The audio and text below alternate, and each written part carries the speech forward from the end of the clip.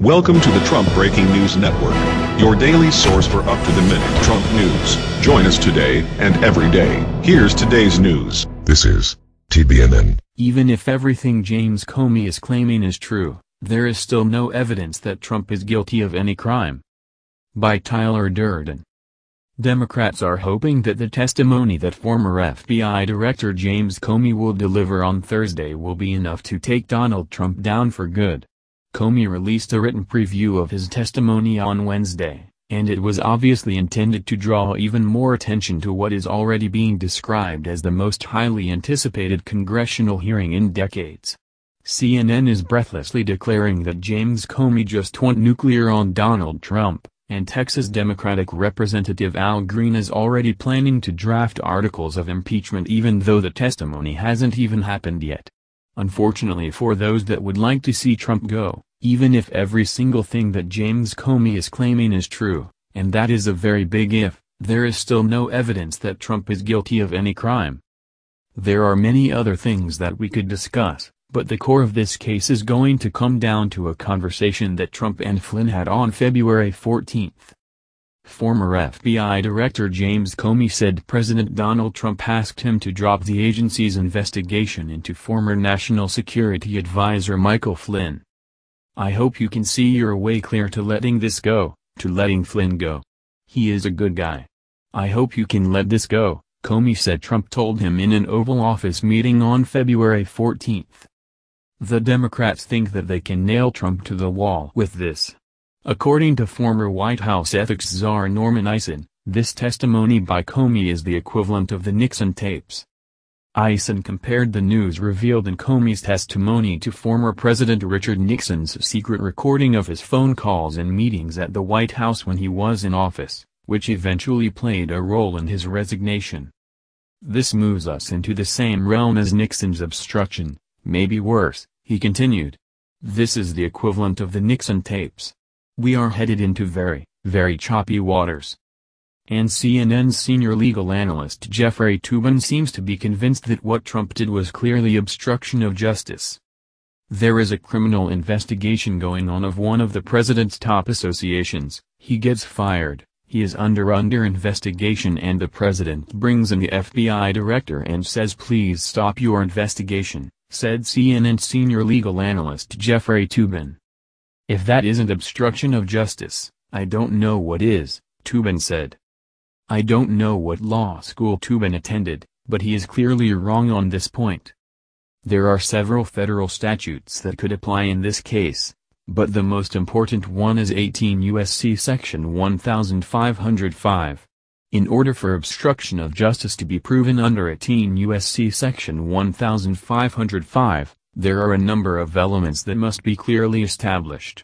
In this case, prosecutors would have an exceedingly difficult time proving that Trump acted corruptly, but the even bigger problem would be the fact that there was no proceeding taking place at the time. This is what 18 U.S.C. Section 1505 says. Whoever, with intent to avoid, evade, prevent, or obstruct compliance, in whole or in part, with any civil investigative demand duly and properly made under the Antitrust Civil Process Act, willfully withholds, misrepresents, removes from any place, conceals, covers up, destroys, mutilates, alters, or by other means falsifies any documentary material, answers to written interrogatories, or oral testimony, which is the subject of such demand, or attempts to do so or solicits another to do so, or whoever corruptly, or by threats or force, or by any threatening letter or communication influences, obstructs, or impedes or endeavors to influence, obstruct, or impede the due and proper administration of the law under which any pending proceeding is being held before any department or agency of the United States, or the due and proper exercise of the power of inquiry under which any inquiry or investigation is being held by either House, or any committee of either House or any joint committee of the Congress, shall be fined under this title, imprisoned not more than 5 years or, if the offense involves international or domestic terrorism, as defined in Section 2331, imprisoned not more than 8 years, or both. And some of the greatest minds in the legal world agree with me that there is no obstruction of justice in this case. For example, consider what George Washington University law professor Jonathan Turley recently had to say about this. There are dozens of different variations of obstruction charges ranging from threatening witnesses to influencing jurors. None would fit this case.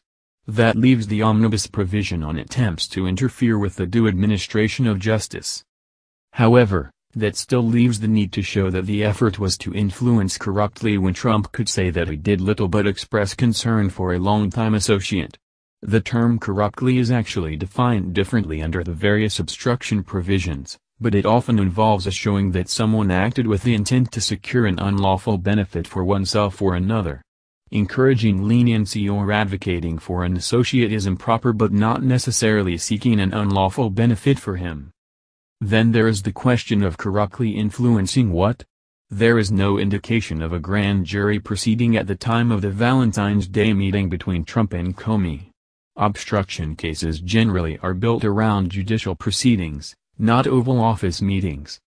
And Alan Dershowitz is also convinced that there is no way to prove obstruction of justice in this case.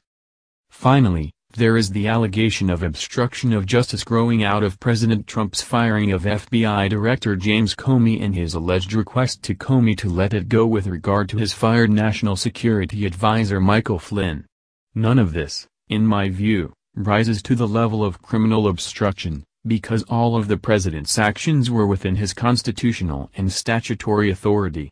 But even if it were a crime, it is unlikely that a sitting president could be indicted and prosecuted for what is alleged against Trump. Turley and Dershowitz are both extremely liberal, but at least they are honest enough to give us a balanced assessment of what the law actually says on these matters. If Comey is being accurate, Trump's conversations with him may have been inappropriate, but no crimes were committed. Of course that isn't going to stop the Democrats from trying to impeach him. If this current angle fails, I am hearing that they are planning an all-out push to get rid of Trump if they are able to take back both the House and the Senate in 2018. Let us hope that does not happen, because it is extremely difficult to be an effective president with the threat of possible impeachment constantly hanging over you. That's the news. Join us here every day. Be sure to subscribe and click the bell. See you next time. This is TBNN.